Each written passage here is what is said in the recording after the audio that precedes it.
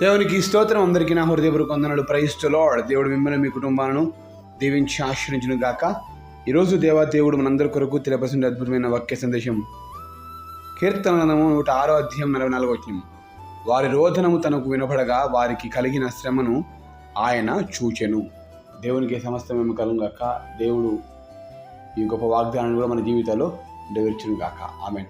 ప్రియాతి దేవుని బిడ్డలారా, దేవుడు చెప్తున్నాడు, వారికి ఏదైతే రోదన, దుఃఖము, కన్నీళ్ళు, బాధ అవుతుందో దేవుడు ఆ రోదిస్తూ ఉన్నప్పుడు ఆ రోదన అనేది విన్నాడు. విని ఏం చేశాడంటే వారికి కలిగిన శ్రమను ఆయన వచ్చి చూచి ఉన్నాడు. గమనించండి, ఈ భూలోకమందు ఎవరు మన రోదన అనగా మన దుఃఖాన్ని వినుకున్నా కానీ దేవుడైతే తప్పకుండా ఖచ్చితంగా వినే దేవుడు. నువ్వు ఏడుస్తూ ఉంటే చూసి చూడినట్టుగా విన్నట్టుగా వెళ్ళిపోయేవారు ఉంటారు. కానీ నీ రోదనాన్ని, నీ ఏడుపును దేవుడు వినేవాడై ఉన్నాడు. నీ శ్రమను ఆయన చూచేవాడై ఉన్నాడు.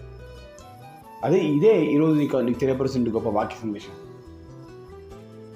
ఏ కష్టం చేత నువ్వు ఈరోజు ఏడుస్తూ ఉన్నావో, ఏ సమస్యను బట్టి నువ్వు దుఃఖపడుతూ కన్నీళ్ళు గారుస్తూ ఉన్నావో, నా దేవుడు నీ కన్నీళ్లను, నీ యొక్క రోదనని, ఏడుపు స్వరాన్ని, ఆ దుఃఖము, ఆ మూలుగులను దేవుడు విన్నాడు. అయ్యో ఎవరు ఏంది నా కుమారుడు ఏడుస్తున్నాడు, నా కుమార్తె ఏడుస్తుంది చెప్పేసి దేవుడు ఆయన ఆలకించాడు, వింటున్నాడు.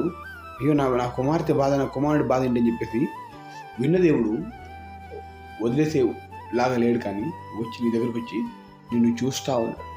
దేన్ని బట్టి నా కుమార్తె ఏడుస్తూ ఉంది, దేన్ని బట్టి ఏడుస్తూ ఉన్నాడు అని చెప్పేసి ఆయన వింటాడు. ఆ విధంగా చూస్తాడు.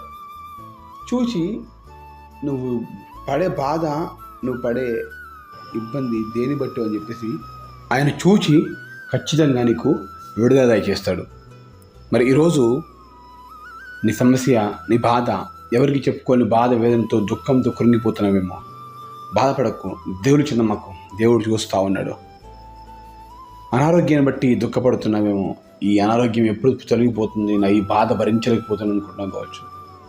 ఆర్థిక ఇబ్బందులు ఎన్నో ఉండి సతమతమైపోతూ నా పరిస్థితి ఏంటి, ఈ ఆర్థిక ఇబ్బంది నుంచి ఎలా నేను బయటపడగలుగుతున్నాను అనుకుని ఏడుస్తున్నావేమో.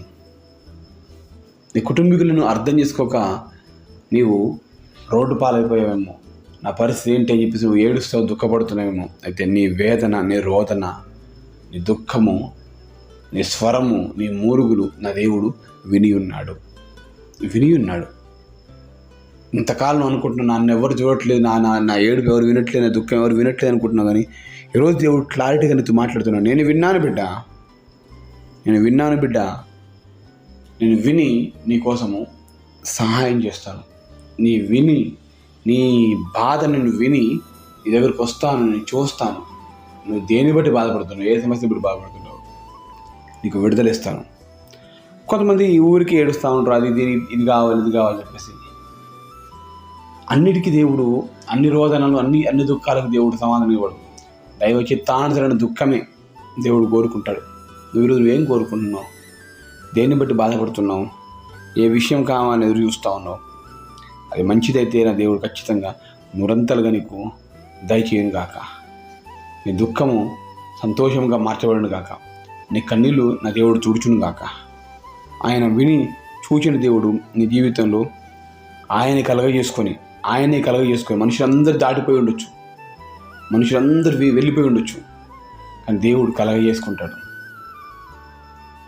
దేవుడు కలగజేసుకొని నీ దగ్గరకు వచ్చి మంచి సమరయుడుగా నిన్ను తన కౌగిట్లో చేర్చుకొని, నీ గాయాలు కట్టి, నీకు కావలసిన ఆహారం పెట్టి, నీకున్న రోగాన్ని తీసివేసి నీకోసం ఆయన చేసేది విలువైనది ఎవరూ ఈ భూలోకంలో చేయలేరు. ఆయన అంత మంచివాడండి. కనుక ఇంత గొప్ప వాగ్దానాన్ని నీకు తెలియపరుస్తున్నాడు. ఒకటే, నా దుఃఖము ఎవరు చూడలేదు, ఎవరు నా ఇంత బాధలో ఉన్నప్పుడు ఎవరిని పట్టించుకోలేదు, కానీ నా దేవుడు నాకు సహాయం చేశాడని నీవు సాక్ష్యం చెప్పే విధంగా నా దేవుడిని బలపరచును గాక. ఆమె ఈ గొప్ప వాగ్దానం నమ్మినట్లయితే కళ్ళు మూసుకొని ప్రార్థన చేసుకుందాం. ప్రార్థన. మహాగరుడ, పరిశుద్ధుల, ప్రేమగల తండ్రి, వందనాలు స్తోత్రాలు. అద్భుతకరుడ, ఆశ్చర్యకరుడ, వందనాలు స్తోత్రం చేస్తాం తండ్రి.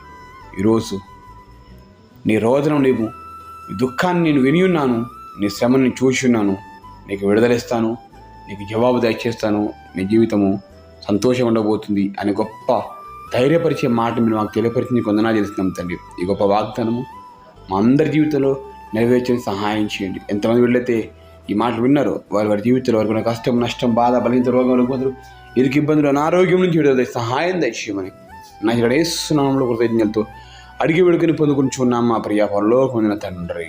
Amen, amen, amen.